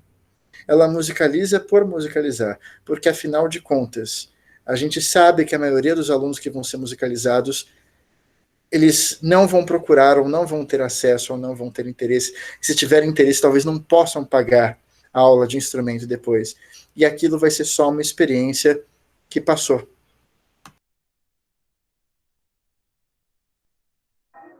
Obrigada pela resposta, professor. Gente, eu mesmo levantei a mão, né? Para poder falar assim, quando deixou. Primeiro eu quero não abusar do professor Adolfo, né? Porque a gente teve um probleminha, mas ele não é ele o culpado disso, né? Tem que ser algumas considerações aqui que eu acho que é importante para a galera que está na plataforma. Do ponto de vista do que o Adolfo trouxe, que tudo é muito rico, né? O importante é para a gente poder meio que resumir que quanto mais amplo olhar a gente tiver pela vida, ou seja, você aprender um idioma, ou 2, ou 3 idiomas, melhor comunicação você vai ter com o mundo. Isso depende muito da boa vontade individual de cada um de nós. Independentemente de se nascer nos Estados Unidos ou no Brasil, a gente vai entender a palavra educação. Ela é educação da gente, educar a nossa ação na vida. Então, você precisa saber o que de fato você quer e o quanto você quer lutar por isso. É óbvio que se você nasce num país como o Brasil, terceiro mundo, e já tem essa categorização, vai ser muito diferente você nascer num país como o primeiro mundo. Assim como nascer em São Paulo, vai ser absolutamente diferente você nascer no estado do Paraná. Né? Nós temos diferenças de ambientação, mas isso não significa que você não possa chegar lá, porque justamente você tem sob a sua mão a possibilidade de você poder ir atrás daquilo que você almeja ser importante. Tanto é que a gente, se tratando de exemplo agora que a gente teve, as nossas medalhas de ouro não foram de pessoas melhor de vida. Se a gente for fazer uma análise das nossas medalhas de ouro nas Olimpíadas, ela praticamente ocorreu das pessoas que menos tinham possibilidade de poder ser alguém na vida, para começar por aí. E se tratando de música, né, o Adolfo trouxe claramente as diferenças que tem ali. Lógico que se você tem um plano de continuidade e você tem uma educação musical contínua, isso vai dar uma diferença incrível, e não só em relação ao curso de bacharelado, ou ao mestrado, ou ao doutorado, mas na tua vida, porque você pode estudar música e não ser músico, mas a música, ela faz diferenças, né? Assim como estudar uma língua, quem já teve essa oportunidade, o cérebro, ele ganha componentes, e são componentes do qual você vai ler diferente, você vai falar diferente, você vai tocar diferente, você se apropria de coisas ali. Então, assim, se é uma coisa que eu acho que ficou muito clara, e que é muito importante na palavra e na palestra do Adolfo,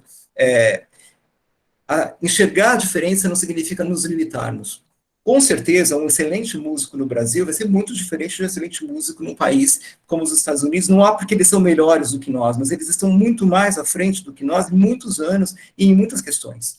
Né? O Brasil está caminhando. Para onde ele vai, também não sei. Né? Mas eu penso que eu nunca coloquei a minha vida dependendo de política pública ou do que está acontecendo na política em si, porque eu almejei um objetivo na minha vida e tracei ele. Né?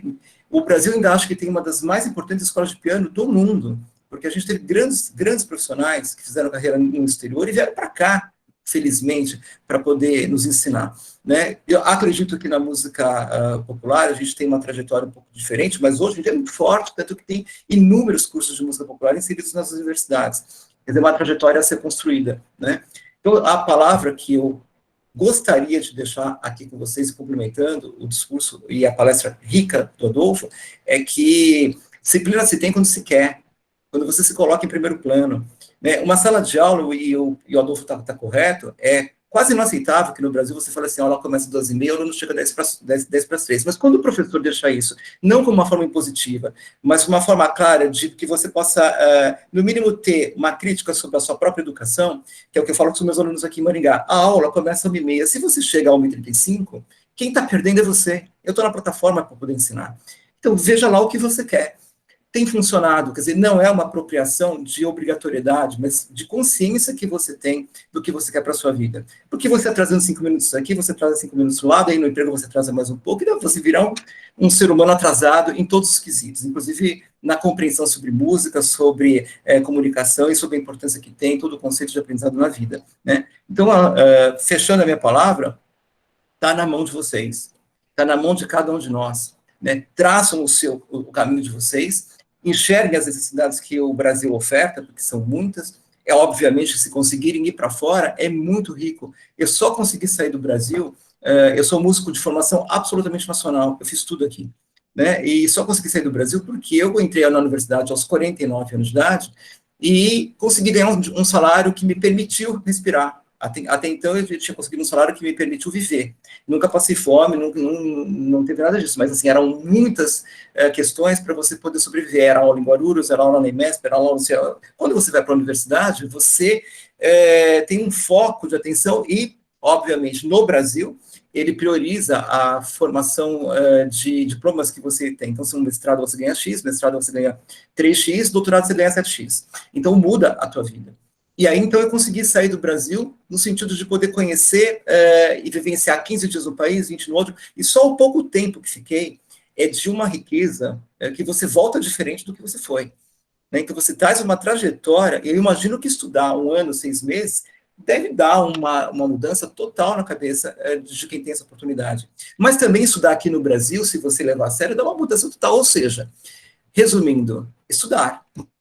Né? Ou seja, eu brinco com o pessoal da universidade, você vai para o açougue fazer o quê? Vou comprar carne. Você vai para o parque para o quê? Vou para andar. E na universidade, o que você vai fazer? Eu vou estudar então, meu querido. Tá claro, né? Então você vai lá e estuda. Entra na sala pontualmente, faça a sua disciplina, faça mais do que isso. Né? Porque o professor, ele abre uma portinha de oportunidades. E nós, como alunos que somos na música, porque eu vou no meu instrumento sozinho, leio um livro sozinho, a gente escancara aquela oportunidade. Levanta 7 possibilidades e eu vou lá construir 7 milhões. Né? E dentro disso você vai galgando aí um lugar ao sol, dentro do que a vida lhe permite fazer, porque às vezes a gente traça um caminho e acha outro. Né? Mas o mais importante, né, é a gente entender que está na mão da gente. Com todas as diversidades, e quanto mais clareza a gente tiver disso, mais luta ali para quem quer chegar lá, vai ter a clareza de poder obter. Né? Eu queria só complementar, então, aqui, eu deixei os links, né, de acesso a vocês ao formulário. O setor na UEM, quando vocês colocarem na internet, DexUEM, vai abrir uma janela certificados ao lado. Vocês vão clicar lá e só jogar o CPF daqui a 30 a 45 dias, porque tem toda uma tramitação dentro, para vocês poderem obter, né? E, obviamente, eu vou passar a palavra para o Adolfo para poder terminar, mas já agradecendo, Adolfo, é brilhante o momento que você esteve aqui conosco, pedindo 1000 desculpas do que aconteceu, né? Obrigado pela tua paciência, obrigado aos alunos do curso de bacharelado aqui da UEM que me ajudaram, e aos de fora também, Ezequiel que deu a dica, né? Muito, muito agradecido. Ezequiel manda abraçado por Tarcísio, é um cara muito querido. Complementando o Guilherme, mando um abração para o Maurício, porque ele não é meu professor, eu sou cria dele. O Maurício me fez um excelente pianista, né? Eu entrei lá de um nível e saí completamente diferente. Então, assim, mando um super abraço para ele. Que agora eu que estou fazendo aula com ele, então eu tenho essa expectativa também. Aproveite, porque ele é um profissional de primeiro time, sabe? Uma pessoa incrível. Adolfo, a palavra é tua para você finalizar, querido. Obrigado. Uma reflexão que eu quero deixar aqui para finalizar é a seguinte. Eu tive a oportunidade de ir aos Estados Unidos algumas vezes antes de fazer o mestrado, né? E na primeira vez que eu fui, tinha ido com as crianças, né? Nós estávamos procurando coisas para fazer o café da manhã, e aí acho que o menorzinho falou, quero comer uma banana, tem uma banana ali, né? Aí pegamos as coisas para o café da manhã e pegamos a banana. Aí foi passar a banana no caixa, $1, uma banana. É $1 um cacho de banana. É uma banana. Eu fiquei com aquilo na cabeça, falei, nossa, $1 uma banana, né? Eu pensei, não, lógico, eles não têm banana aqui no país, é um produto estrangeiro, né? E aí vim aqui para o Brasil, aquele valor que eu paguei por uma banana, eu conseguia comprar um cacho, 12 bananas. Eu falei, vocês vão ver agora, vão me vingar, vou comer todas essas bananas aqui. Mas, ao mesmo tempo, por exemplo, eu comprei um iPad nos Estados Unidos por $250, e ontem eu vendi esse mesmo iPad por R$2.100. O cara me agradecendo ainda, que foi uma pechincha. Sabe, eu estou trazendo uma questão financeira, e alguns podem estar pensando que eu vou falar sobre a questão do país desenvolvido, do país subdesenvolvido, mas não é esse o ponto que eu quero trazer para vocês refletirem. Veja só, o que é uma banana? O que é uma banana? Se eu for um brasileiro, banana é algo completamente comum, não tem valor nenhum. Para um americano, uma banana é um alimento sofisticado, caro, né, que ele vai comer de vez em quando. E o que é um tablet para um americano? Não é nada demais. E aqui é um artigo de luxo, né? Eu lembro que no prédio que eu morava, tinha uma pessoa que tinha um Mustang verde claro, parecido com o do Velozes e Furiosos 1, que eu acho que o Paul Walker usava. E eu vi aquele carro e falei, não acredito nisso. Era uma menina, acho que uma menina indiana de uns 19 anos. A família deve ter dado, ela ia estudar lá, deve ter dado o capuz de um carro, né? Eu falei, nossa, é um Mustang, né? Nossa, que incrível. E eu lembro que um dos caras que morava comigo falou, você gosta desse carro? É legal, né? E eu, não, você não tá entendendo, um Mustang, cara, que nem daquele filme, não sei o quê. Esse carro é muito rápido, um carro de luxo. Ele falou, tá bom. E nem aí, né? O que eu quero trazer com essa história é o seguinte, fora a questão econômica dessa pequena história que eu estou contando, pensem assim, uma coisa, o que é uma coisa? Você define o que é uma coisa através do seu olhar do que é aquela coisa, da sua definição do que é aquela coisa, sua interpretação do que é aquela coisa. E esse seu olhar, sua definição, sua interpretação, ela depende dos seus valores, que são uma influência das experiências que você viveu. Se você for um brasileiro, você nunca vai pensar que a banana talvez para alguém seja um artigo de luxo. Se você for um americano, você nunca vai pensar que talvez exista um lugar que, se você tiver um iPad, as pessoas vão achar que você é um milionário. Então, assim, uma coisa que pode aumentar a nossa capacidade de ter melhores olhares a respeito das coisas e sair desse ciclo vicioso e interminável que a gente vive no nosso país, que todo mundo parece que tem certeza de um monte de coisa, que a opinião do outro nunca tem valor, que só existe o certo e errado, e o A acha que está certo e o outro está errado, o outro. Para a gente sair disso e desse mundo em que as coisas só podem ter um valor, uma definição, nós precisamos ter mais experiências e adquirir mais valores para que a gente possa ter mais olhares para as coisas que a gente vai encontrar pela frente, que a gente vai experimentar, para que as nossas experiências, os nossos trabalhos, as pessoas que a gente conviva, ao invés de a gente ter olhares limitados e unilaterais, a gente tem um olhar mais abrangente. Essa visão que eu estou falando, essa visão que ela não é brasilocêntrica, não é americocêntrica, é uma visão abrangente, intercultural e aberta, ela é motivada pela curiosidade e a necessidade de você transcender o mínimo que você precisa saber para fazer aquilo, você ir além do mínimo e ter uma curiosidade de procurar mais olhares para aquilo. Não é possível ser um educador e não é possível ser um artista bom sem ter esses olhares. Essa é a minha opinião. Nós precisamos ter a capacidade de ter o máximo de olhares o possível sobre uma coisa para entender a verdadeira essência do que é aquilo. E isso se aplica especialmente à educação e à educação musical. É isso. Adolfo, mais uma vez, um grande abraço, muito obrigado, viu? E para todo mundo aí, uma excelente tarde, bom final de semana, bons estudos, bom proveito. Teremos aí para frente, um novo evento de extensão, que depois, então, eu já, com contato com vocês, consigo ali obter o nosso meio de comunicação. Ok, Adolfo? Um grande abraço e para todo mundo, muito obrigado. Bom descanso.